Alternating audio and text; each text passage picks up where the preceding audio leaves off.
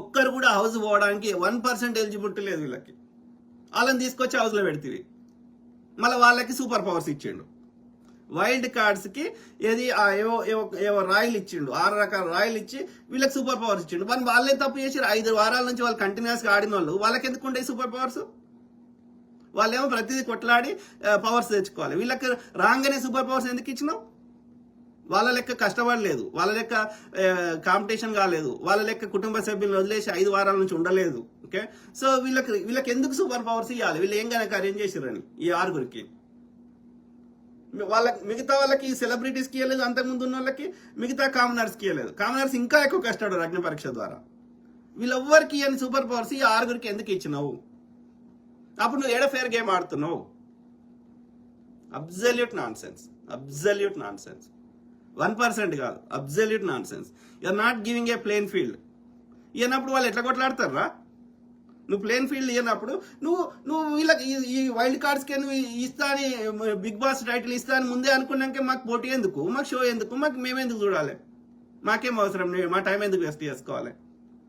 నువ్వు ఎవరు గెలవాలనో నువ్వే డిసైడ్ చేసినాక, నువ్వు ద పర్పస్ ఆఫ్ బిగ్ బాసే ప్రజలు ఓట్లేస్తే గెలిచే బిగ్ బాస్కి నువ్వు ప్రజలు ఓటుకి విలువ లేకుండా చేసినాక ఎందుకు బిగ్ బాస్ ఎవరికి కావాలి? I don't agree. నాగార్జున గారు, మీరు హోస్ట్ కావచ్చు, మీరు నిర్ణయం చేసే పొజిషన్ లేకపోవచ్చు. ఆడ ఎవడో ఉండుంటాడా, షో ఛానల్ పెట్టుబడి ఎవడో ఉండుంటాడు.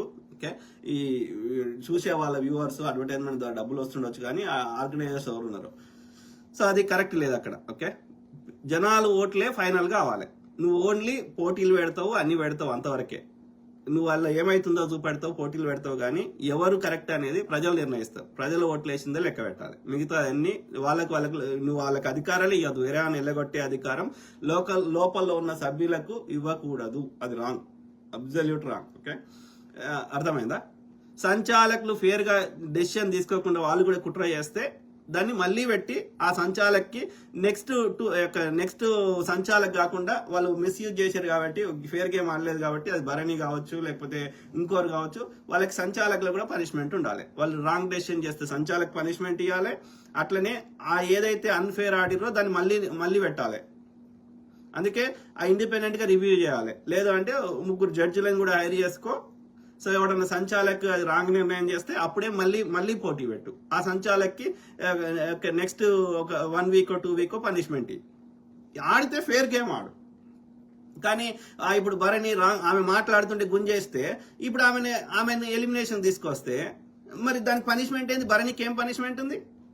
మరి ఆ పోటీని మళ్ళీ పెట్టవచ్చు కదా అదే రోజు. You have to play the fair game, otherwise Bigg Boss ని ప్రజలు చూడడం మానేస్తారు. ఆలోచించండి Bigg Boss organisers. Okay, that is not correct. Okay, రెండోది ఫుడ్ అనేది ఫుడ్ అనేది బేసిక్ నీడ్. వాళ్ళ కుటుంబ సభ్యుల్ని, ఫోన్ని అన్ని పక్కకు పెట్టేసి వాళ్ళు ఆల్రెడీ ఆడుతున్నారు, అదే పనిష్మెంట్. ఓకే, నువ్వు పోటీలు పెడుతున్నావు. ఫుడ్ అనేది బేసిక్ నీడ్. ఓకే, ఎవరికి ఏం తినబుద్ది అయితే అది. నువ్వు లగ్జరీ ఐటమ్స్ పెట్టకు, కేకులు పెట్టకు, బోకులు పెట్టకు. బేసిక్ ఫుడ్ వాళ్ళకి నచ్చింది వాళ్ళకి ప్రతిరోజు వాళ్ళే వండుకొని తినే ఇది పెట్టకుండా, ఓకే, బయట నుంచి తెప్పించో లేకపోతే ఆడ కుక్కును పెట్టో చేపియడం బెటర్. ఈ ఫుడ్ పక్కకు పెట్టేస్తే మిగిలింది చాలా ఈజీ అయిపోతుంది. వాళ్ళు they can focus on other activities, games, ఇంకో దాని మీద ఫోకస్ చేస్తారు. ఈ వండుకునేది పెట్టుకుంటే పొద్దంతా వండుకు మీదనే ఉంటుంది ఫోకస్ అంతా. గుడ్ ఎత్తుకోయినావు, ఇది ఎత్తుకోయినావు, ఇది అవసరం లేదు. ఫుడ్ అనేది బేసిక్ నీడ్. ఫుడ్ మీద షో చేయాల్సిన అవసరం లేదు. ఓకే, ఫుడ్ రిలేటెడ్ గా కొట్టుకోవాల్సిన అవసరం లేదు.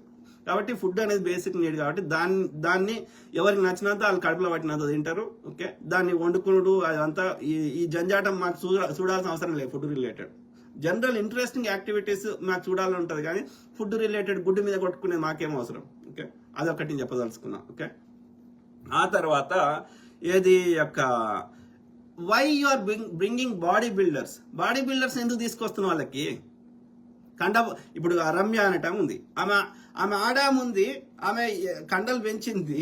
ఆమెను చూస్తే నాకు ఆడామె ఫీలింగ్ వస్తలేదు. ఆమెకి మొగం లెక్కనే ఉంది. ఆమె ఇట్లా కండలు తిరిగి ముఖం ఇట్లా అంతా ఇట్లా ఆడోళ్ళు అంటే ఇట్లా సాఫ్ట్ గా మృదువుగా ఉంటారు కదా.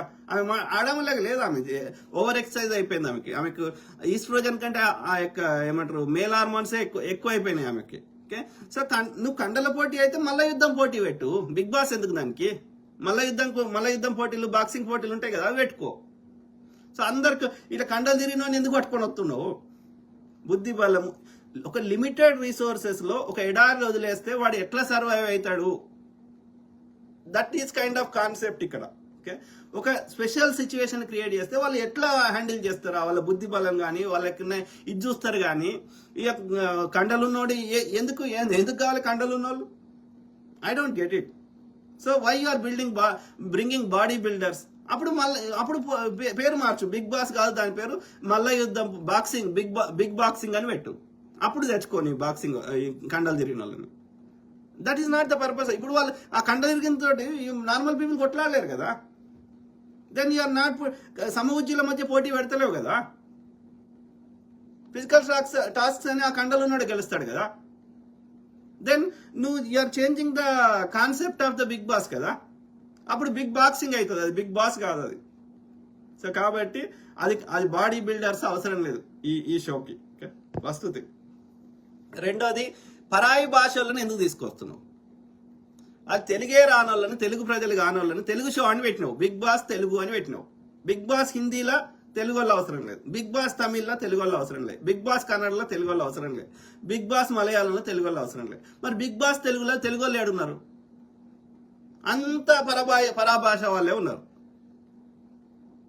నిన్న వాడు వచ్చిండు, వాడు నమస్తే పెడతలేడు, జై శ్రీరామ్ అంటున్నాడు. నార్త్ ఇండియన్ వాడు, వాడిని తెలుగు వస్తలేదు. వాడిని ఎందుకు తెచ్చినావు?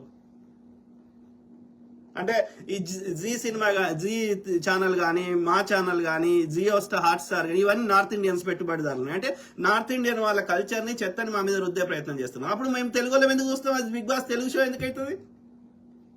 నిన్న ఒక ఆమె వచ్చింది, ఆయేషా అంట. ఆమె బిగ్ బాస్ తమిళ్లో పోటీ చేసి ఆడ ఓడిపోయిందంటే ఇడికి వచ్చిందంట. ఎవడో నిఖిల్ నాయర్ అంట, వాడు కేరళ నుంచి వచ్చిండంట, వాడు ఇడికి వచ్చాడు.